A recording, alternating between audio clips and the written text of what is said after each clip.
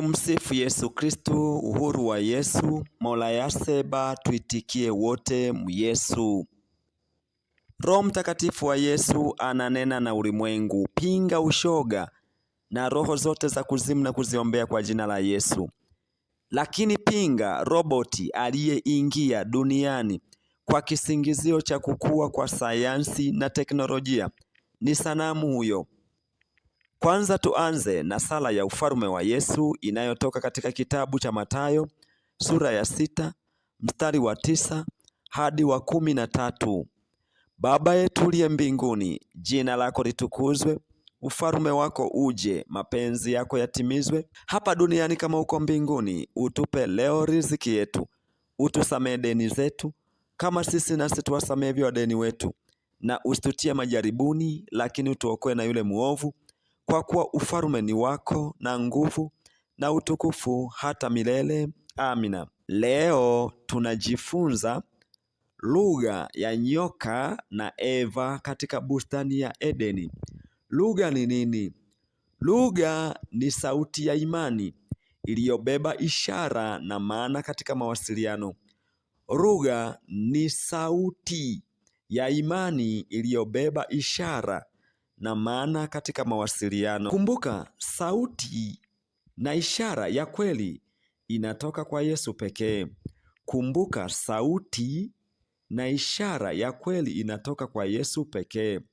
Rejea Warumi 10 mstari wa 17.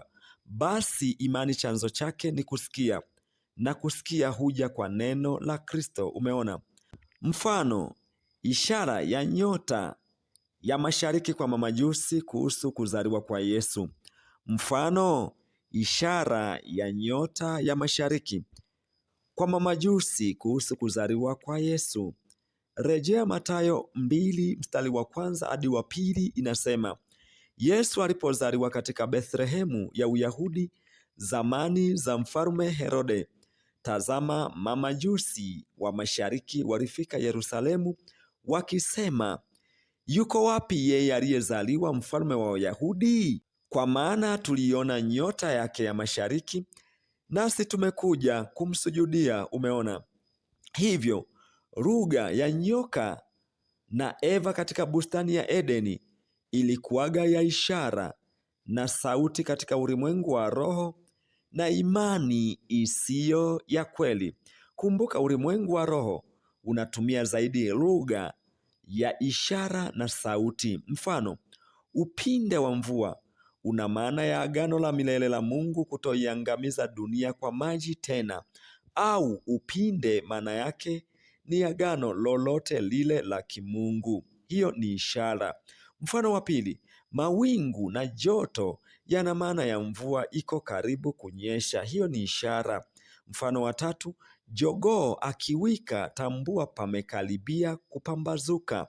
Pia jogoo akiwika usiku wa mapema, yaani saa 5 hadi saa 7 usiku, omba, ni usiku mbaya. Hiyo ni ishara. Mfano wa 4, ukikutana na nyoka tambua umekutana na shetani live, usiache aishi.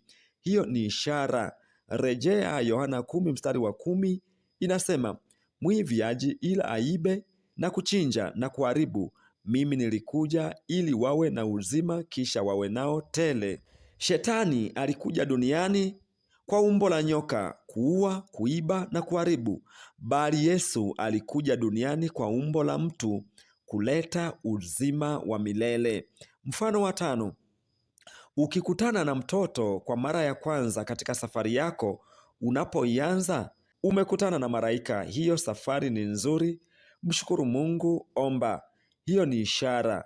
Mfano wa 6, mbwa wako akilia sauti kama ya mtu muda mrefu, kuna msiba wa mtu wako wa karibu. Hiyo ni ishara. Mfano wa 7, ukiona unasinziaga kila wakati wa ibada ya Mungu wa kweli, ujue nguvu za giza zinatawala maisha yako, omba ziondoke. Hiyo ni ishara. Kumbuka, lugha ya sauti na ishara kwa dunia ya leo inatumika sana kwa wanyama na madereva wa magari. Wanyama wanaongea na Mungu kwa ishara. Mfano, wakati wa kuzaliana wanyama hawafanyi tendo la kuzaliana bila ishara na sauti ya Mungu.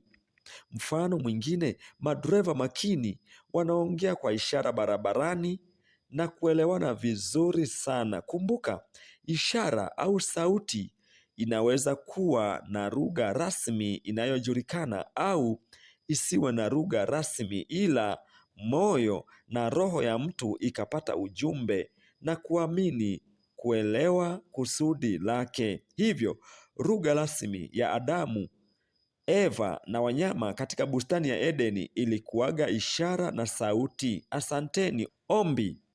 Yesu, tusaidie kuitambua sauti na ishara yako ya kweli katika mawasiliano yote juu yetu. Amina.